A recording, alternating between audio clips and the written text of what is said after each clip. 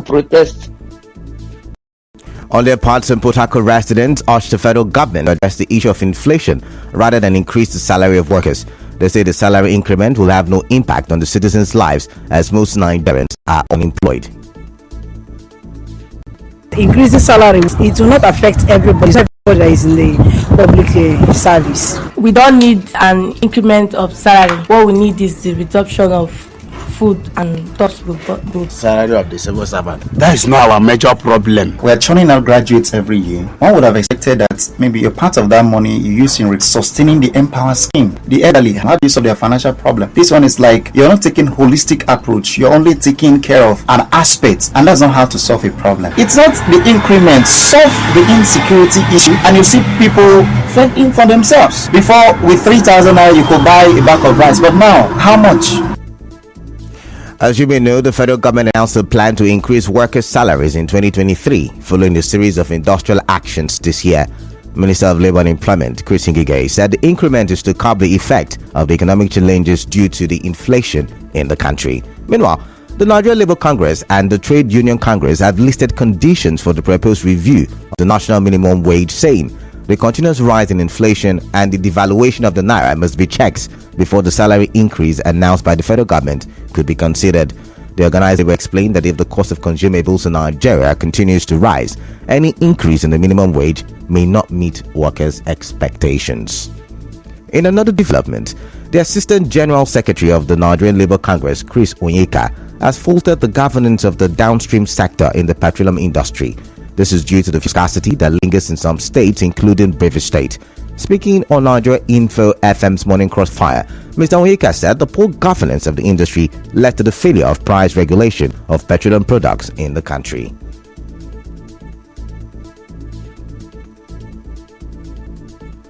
Since the destruction of governance of the downstream sector began to happen.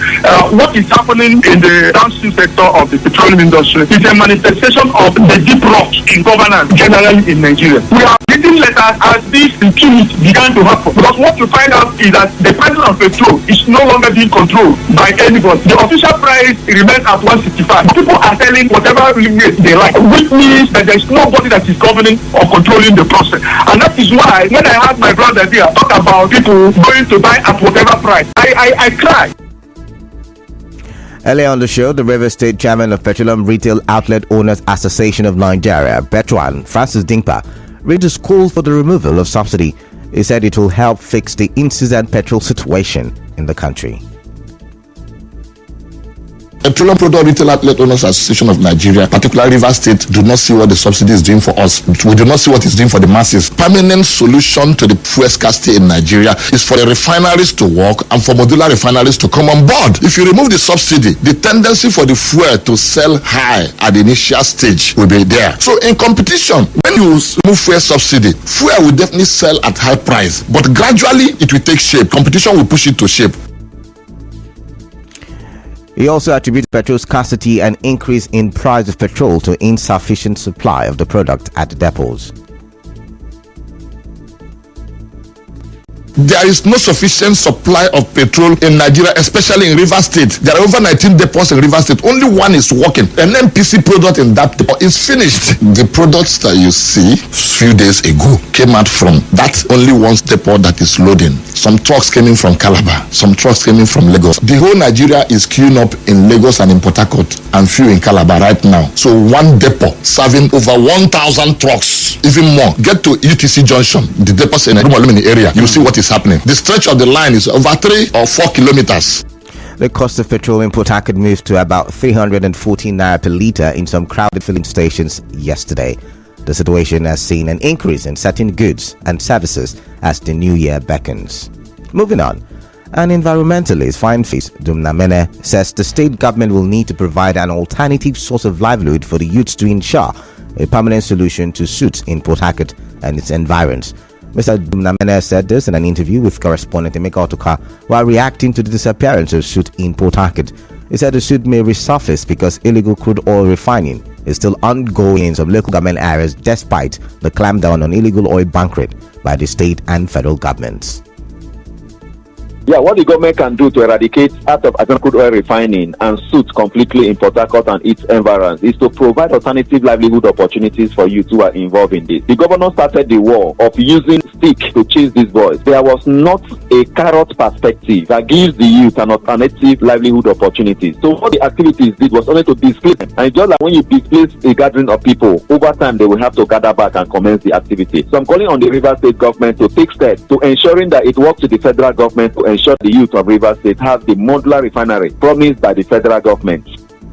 Mr. Fineface Dumnamene also called on the government to legalize artisanal oil refining to ensure a friendly environment. The second thing they also need to do is that we at Youth and Environmental Advocacy Center, YEAC Nigeria, we have proposed the Presidential Artisanal Crude Oil Refining Development Initiative, PACODI, that modifies, legalizes artisanal crude oil refining to make it more environmental friendly. If the federal government can also work with the various states in the Niger Delta to ensure that the youth have these more artisanal refineries legalized, just the same way they have done it for the Presidential Artisanal Gold Mining Development Initiative, PAGMI, in parts of the north and western Nigeria, whereby illegal gold miners are having opportunity to sell their illegal gold into the legal economy. As you may know, the suit is majorly caused by illegal oil refining in the state. In January, Rivers State Governor Nyesom Wike clamped down on illegal oil bunkering. There is also an ongoing clampdown by the federal government.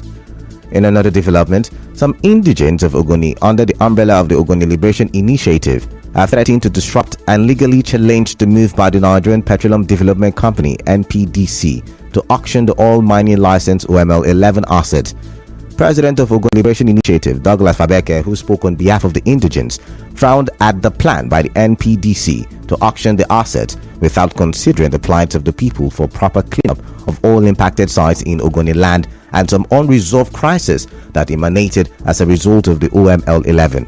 He said instead of selling the OML 11 to Sahara Energy, which bids $250 million US, or Shell, which bids $1 billion US, such an asset should be sold to those who can develop Ogoni land. Dr. Fabeke said he is ready to buy the asset for $1.5 billion US to ensure that Ogonis do not experience what happened when Shell was operating in the area.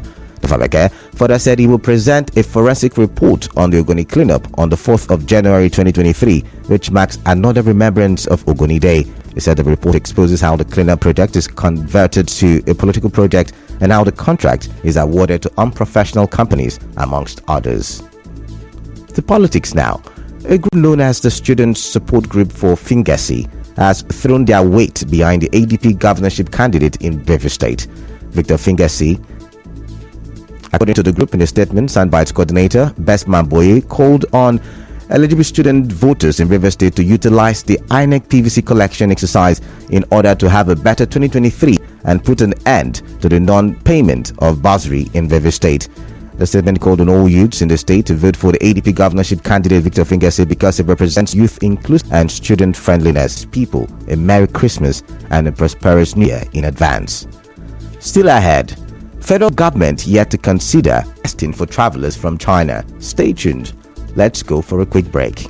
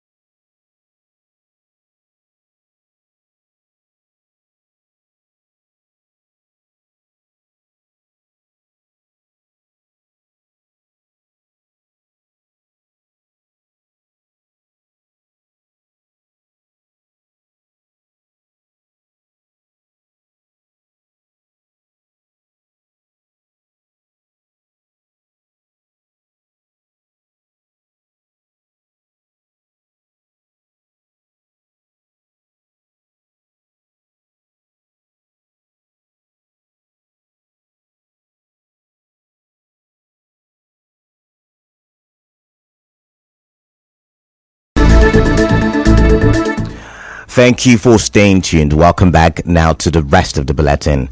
3 persons were killed when an explosion rocked the Okene area of Kogi State. Reports say the incident happened at the Oyinoyi's Palace in Okene local government area of the state yesterday. It came some hours before the arrival of President Muhammadu Buhari to commission projects in the state. Lagos State Governor Babajide Sanwo-Olu says there will be no cover-up in the investigation and prosecution of the officers involved in the killing of Mrs. Bolanle Rahim, who was shot dead by a police officer on Christmas Day. Governor Sanwo-Olu said this when he met with the Inspector General of Police, IP Usman Baba, at the force headquarters in Abuja. Officers who are involved in this kind of operation are also in know of any use of firearms, and our investigation will focus on that and bring out detailed issues that happened which led to this incident. I assure you there is not going to be any anti-banking on the issue. We are also saddened by this incident. IGP Baba also spoke on this. The coordinator of the Presidential Steering Committee on COVID-19, Dr. Mukhtar Mohammed, says it has not considered imposing mandatory COVID-19 testing restrictions on travelers from China until there is a need for it. Dr. Mohammed said this to a Punch correspondent in Abuja yesterday, but he said Nigeria is at risk of a fresh surge of the virus and advised Nigerians to go for vaccination. Let's go for another quick break. When we come back, foreign stories.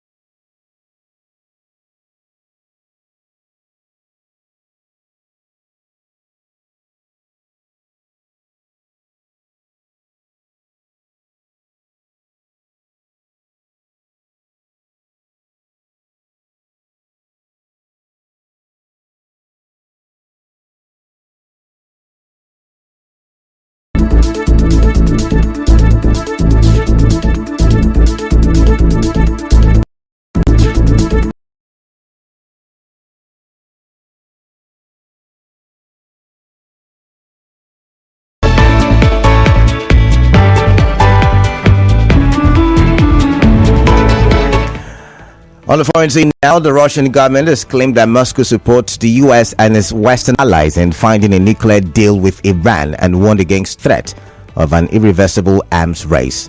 Russia played a critical role in attempting to revive a version of the 2015 Joint Comprehensive Plan of Action, also known as the Iran nuclear deal.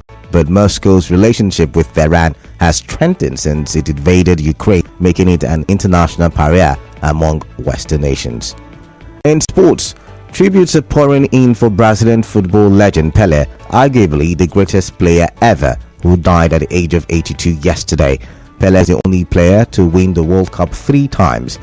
For more on this, join the sports team from 7 a.m. today.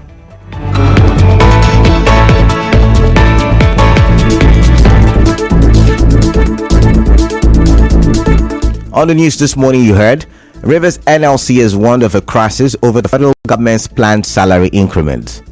Filling station owners have renewed calls for fuel subsidy removal as scarcity pushes price above 300 naira in Port Harcourt. An environmentalist has revealed ways to sustain the soot-free air in every state. The federal government says it is not considering COVID testing for travelers from China for now. On the foreign scene, Russia has warned the US not to fail in their nuclear deal agreement with Iran. In sports, tributes are pouring in for Brazilian football legend Pelé, arguably the greatest player ever, who died at the age of 82 yesterday. The news was edited by Chomez Wafo. AZ weather in Port Harcourt this morning. Collect your PVC and vote. Your vote is your voice. I am Kala Dakuru Batubo. Good morning and compliments of the season. Morning Crossfire with Ifemi Andrew continues after the commercials.